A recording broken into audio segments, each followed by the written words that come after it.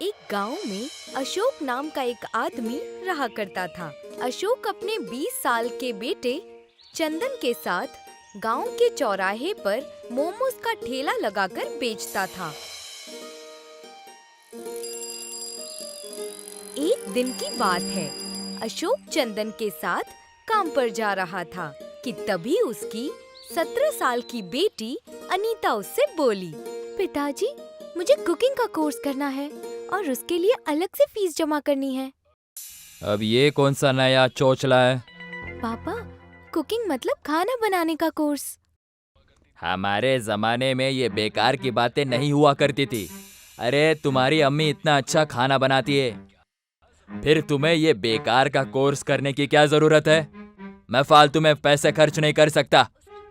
अशोक की बात सुनकर उसकी बीवी बिंदु उससे कहती है, आपका जमाना कुछ और था जी, अब जमाना बदल गया है। बिटिया का दिल मत तोड़ो। तो बिटिया को रेस्टोरेंट में जाकर खाना बनाना है। अरे अपनी ससुराल में चूल्हा चौकी ही करनी है।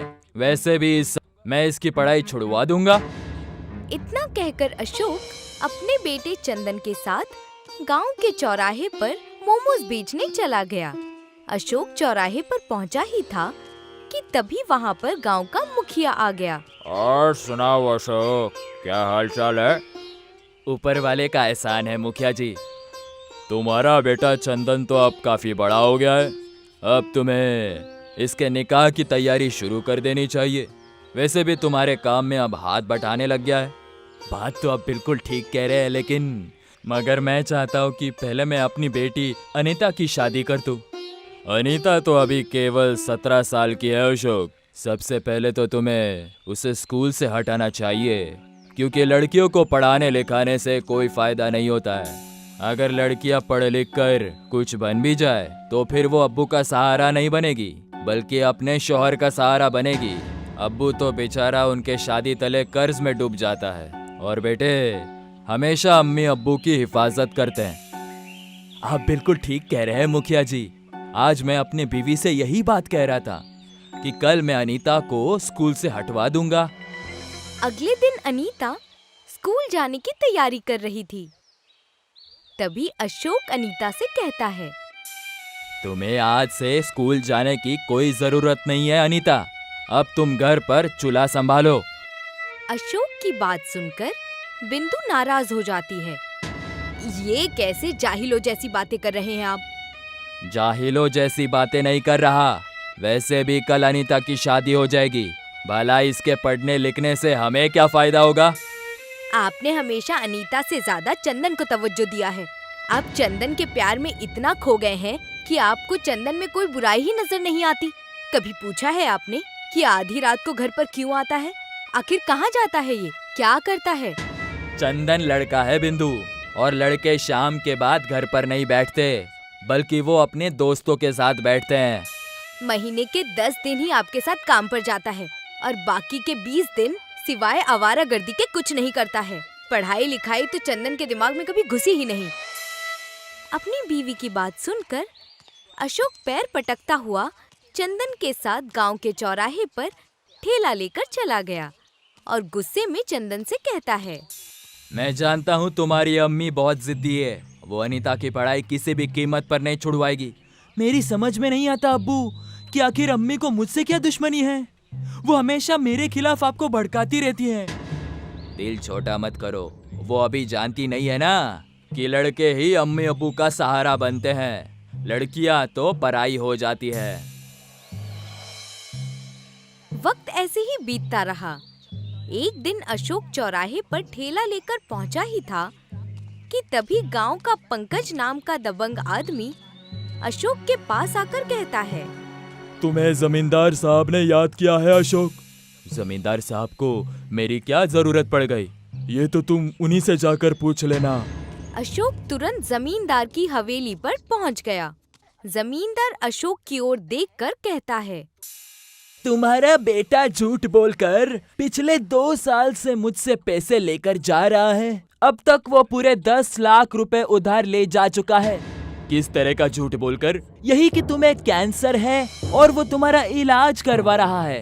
कल मुझे पता चला कि वो सारे पैसे जुए में उड़ा रहा है। कल जब मैंने अपने पैसे मांगे तो वो कस्बा छोड़कर ही भाग गया। अब उसके रकम की भरपाई तुम पूरा करोगे। जमींदार साहब, मेरा बेटा ऐसा नहीं कर सकता। मैंने मेरे अब तक पूरे 10 लाख रुपए दिए हैं, वो भी लिखा पढ़ी से। मैं तुम्हें 10 दिन की मोहलत दे देता हूँ। अगर 10 दिन में मेरे 10 लाख रुपए मुझे वापस नहीं मिले तो फिर मैं तुम्हारे ही घर से तुम्हें धक्के देकर बाहर निकाल दूंगा। अशोक मुंह लटकाकर अपने घर पर आ गया और सारा मसला रोते हुए अपनी बीवी को बताने लगा। मेरी समझ में नहीं आ रहा बिंदु, अब मैं क्या करूं? मैं तो सड़क पर आ गया। अब मैं समझी कि चंदन रात में बैग लेकर कहाँ जा रहा था। वो भाग रहा था। गलती मेरी है बिंदु, तुमने ठीक कहा था। बेटे के मोहब्बत में मैं अंधा हो गया था। तभी अनीता अपने पापा से बोली, पापा आप मायूस मत होइए। चंदन भैया अगर आपका साथ छोड़कर चले गए तो क्या हुआ, मैं हूँ ना आपके साथ।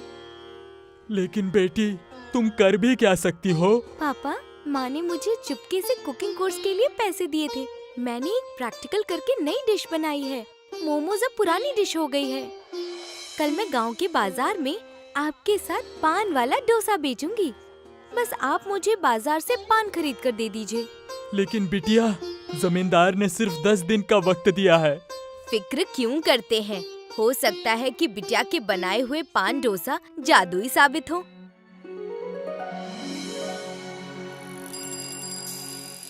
अगले दिन अशोक ने बहुत सारे पान अनीता को लाकर दे दिए। अनीता ने सारे पान बारी बारी पीस कर एक पतला लेप बना लिया और अपने पापा के साथ बाजार में चली गई। बाजार में अनीता ने एक बड़ी सी कढ़ाई में गरम तेल डालकर पान का लेप डाल दिया।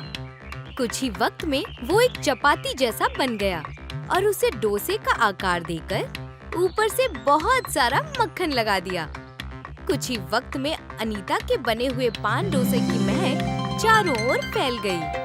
तभी एक ग्राहक दौड़ता हुआ वहाँ पर आकर बोला, ये किस तरह का डोसा है? ये पान डोसा है। इस तरह के डोसे के बारे में तो ना कभी मैंने सुना है और ना कभी खाया है। एक बार जब इसे खाकर देखोगे तो इसका स्वाद कभी नहीं भूल पाओगे। एक डोसा कितने का है? डोसा 50 रुपए का है। मैं अपनी मालकिन के साथ यहाँ पर आया था, मैं अभी उन्हें यहाँ पर लाता हूँ। कुछ वक्त में वो ग्राहक एक खूबसूरत और सभ्य दिखने वाली औरत को वहाँ पर बुला लाया। वो सभ्य औरत अनीता से बोली, मैं पड़ोस के गांव के जमींदार की बीवी कजरी हूँ। 3 दिन बाद मेरी बेटी की शादी कलेक्टर से हो रही है। मैं इस गांव में किसी रसोइये की तलाश से आई थी जो कोई नया डिश बना सके। लेकिन तुम्हारा पान डोसा देखकर मुझे यकीन हो गया है कि इससे नई डिश कोई नहीं बना सकता। क्या तुम मेरे सारे बारातियों के लिए पान डोसा बनाकर तैयार कर सकती हो? हाँ हाँ, कर सकती हो ना। बस आप एक बार मुझे मौका देकर तो देखिए। ठीक है, अगर तुम्हारे बनाए हुए पान डोसा मेरे घर आए सारे बारातियों को पसंद आए तो फिर मैं तुम्हें इस काम के 15 लाख रुपए दूंगी। चलो मेरे साथ। अनीता अपनी माँ और पिता को लेकर कजरी के साथ उसके गांव में बनी हुई हवेली में चली गई और मेहनत से पान डोसा बनाने में जुट गई। 3 दिन के अंदर अनीता ने अपनी मेहनत और लगन से सारे बारातियों के लिए पान डोसे बनाकर तैयार कर दिया। एक बाराती पान डोसा खाकर चीखता हुआ कहता है, मैंने भारत के हर हिस्से में डोसे खाए हैं, लेकिन इससे लजीज डोसा मैंने कभी मेरे जिंदगी में नहीं खाया। सभी को अनीता के हाथ के बने हुए पान डोसे बहुत ही ज्यादा पसंद आए। ये देखकर कजरी खुश होते हुए अनीता से बोलती है, तुम बहुत ही मेहनती लड़की हो। तुम्हारी जगह यहाँ नहीं बल्कि किसी 5 स्टार होटल में होनी चाहिए। मैं तुम्हें 15 लाख रुपए देने के अलावा शहर के टॉप 5 स्टार होटल से पान डोसे का कॉन्ट्रैक्ट भी दिलवाऊंगी। कजरी ने अनीता को 15 लाख रुपए पकड़ा दिए। अनीता सारे पैसे अपने पापा को दे देती है। पापा, इन पैसों पर आपका हक है। अपनी बेटी की बात सुनकर अशोक की आंखों में आंसू आ गए। बिटिया, मैं तुम्हें जिंदगी भर बोझ समझता रहा, मैं हमेशा सोचता रहा कि बेटे ही अम्मी अब्बू का सहारा बनते हैं, लेकिन मैं गलत था। आज मैं समझ गया कि बुरा वक्त पड़ने पर अगर कोई काम आता है तो वो आती है सिर्फ बेटियां। अशोक सीधा जमींदार की हवेली पर जाकर पैसे देते हुए कहता है, जमींदार साहब, ये लीजिए आपके 10 लाख रुपए। मैं जानता हूँ अशोक कि तुमने इतने जल्दी 10 लाख रुपए कैसे कमाए हैं। ऊपर वाला तुम्हारी जैसी बेटियां हर किसी को दे। कुछ दिनों बाद अनीता को शहर के एक सबसे बड़े 5 स्टार होटल में पान डोसा बनाने का ऑर्डर मिल गया और अशोक के दिन बदल गए। अनीता अपने पापा अशोक से कहती है, पापा, अब आपको बाजार में ठेला लगाने की कोई जरूरत नहीं है। अब हम अपने झोपड़पट्टी की जगह एक बहुत अच्छा घर बनवाएंगे। मैं आपको और माँ को कभी नहीं छोड़ूंगी। अनीता की बात सुनकर उसकी माँ बिंदु अपने पति से बोली, मैं कहती थी ना कि हो सकता है बिटिया के बनाए हुए पान डोसा जादुई साबित हो। बिंदु की बात सुनकर अशोक मुस्कुराने लगा। सच भी यही था। अनीता के बनाए हुए पान डोसा अशोक के लिए जादुई साबित हुए थे।